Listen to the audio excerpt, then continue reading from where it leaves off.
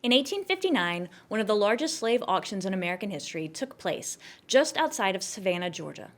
More than 400 slaves from the plantations near Darien, Georgia, were sold in an event that became known colloquially as the Weeping Time. So called because these slaves and their descendants reported that the skies opened and poured rain for the 2 days of the auction, ending only after the last sale was completed. It was, they said, as if the heavens were weeping for the inhumanity displayed on the Ten Broeck racecourse on those cold and bitter days in March. Our story starts in coastal Georgia with a man named Pierce Mees Butler from a wealthy and powerful family. He was the grandson of Pierce Butler, Revolutionary War soldier, delegate to the Constitutional Convention, and one of the first 2 U.S. senators from the state of South Carolina. Using his political power and influence, alongside his wife's significant inheritance, the elder Butler had amassed a huge fortune, largely tied to plantations in South Carolina and Georgia. When he died in 1822, Butler left that sizable estate to 2 grandsons, John and Pierce Mees. It was the latter whose decisions led to the Weeping Time. Pierce Mees Butler, though owner of plantations on the Sea Islands in Georgia, actually spent most of his time outside the South. As a young man, he had become enamored with an English actress named Fanny Kemble, and the 2 married in 1834, living in Philadelphia with their 2 daughters.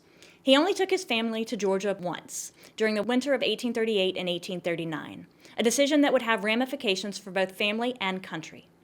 By all accounts, Kemble was appalled at the living and working conditions of the slaves on Butler's plantation, which hardened her abolitionist tendencies. Unsurprisingly, this marriage between an increasingly ardent abolitionist and a slave owner was fraught with conflict. The 2 divorced in 1849, leaving Kemble significantly poorer and without custody of her 2 daughters. After the couple's divorce, Butler squandered his family's fortune as a result of some risky business decisions and uncontrolled gambling. He was rumored to have lost approximately $700,000 by the late 1850s. That was an enormous loss in the mid-19th century, more or less the equivalent of $20 million in today's dollars. The sale of his Philadelphia home netted $30,000, roughly $1 million today, but obviously didn't even come close to clearing the debt.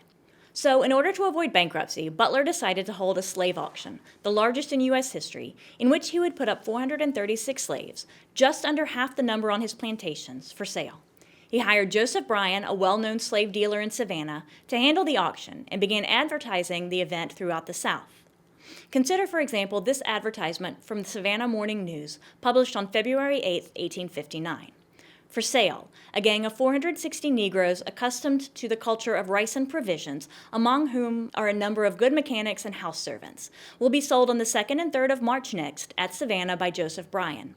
Terms of sale, 1/3 cash, remainder by bond, bearing interest from day of sale, payable in 2 equal annual installments to be secured by mortgage on the Negroes and approved personal security. The Negroes will be sold in families and can be seen on the premises of Joseph Bryan in Savannah 3 days prior to the day of sale, when catalogs will be furnished. There are a few items in this advertisement that deserve special note.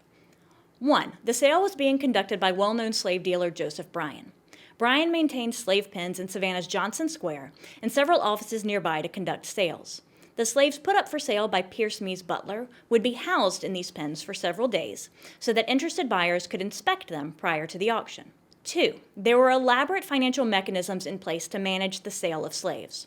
Far from being the personal and secretive transactions that we often picture in our imaginations, this advertisement reveals the extent to which antebellum Southern cities had developed new financial industries to support the market for slaves. And 3. Promises were made that families would remain together, though that only applied to parents and young children. Adult children, siblings, extended families, and betrothed but not yet married slaves were not offered the same protections. And this was particularly devastating to the Butler plantation slaves, who were members of a tight-knit community where very few slaves had ever been bought or sold. According to historian Ann Bailey, the Butler plantation slaves had strong African traditions and familial bonds that helped them survive under slavery, meaning that the slaves' definition of family didn't necessarily correspond with the limited definition put forth in the advertisement. According to contemporary accounts, the weather on March 2nd and 3rd was nothing short of miserable. A bitterly cold rain fell on the Ten Broeck racecourse just outside of town, chosen because it was one of the few spaces large enough to house the number of slaves being sold at auction. In the days before the auction, slave speculators from all over the South poured into Savannah, filling hotel rooms and boarding houses and awaiting what they hoped would be a treasure trove of good bargains.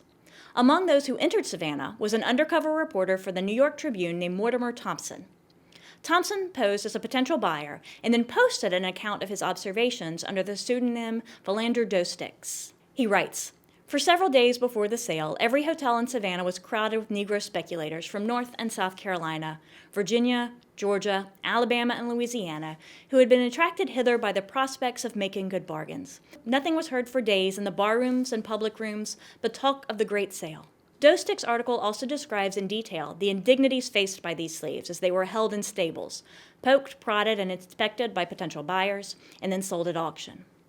He told stories to connect his audience with the slaves, stories such as that of Jeffrey, a 23-year-old who was betrothed to a woman named Dorcas. Because Jeffrey and Dorcas were not yet married, they were not protected by Butler's requirement that families be sold as a unit.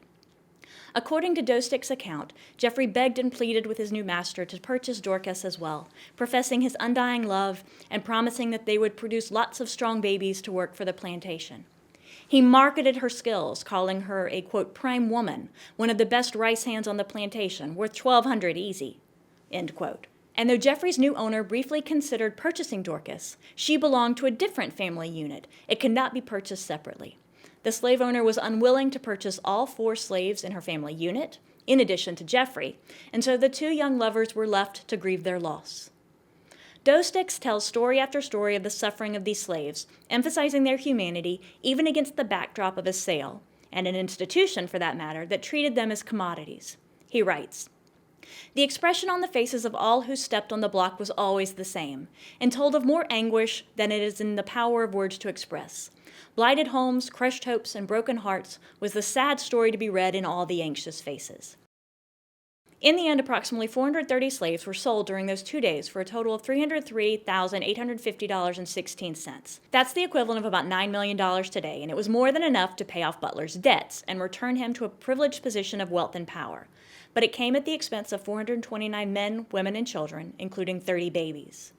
Moreover, the New York Tribune's emotional expose of the auction fed abolitionist sentiment, inflamed sectionalist tensions, and arguably hastened the outbreak of the Civil War, which began just 2 years later. Yet the weeping time was largely forgotten in collective memory until 2008, when a small marker was placed on the site. In the context of ongoing debates about the role of monuments in American society, it's worth considering which events we remember and which we forget, and why. Thank you for your time.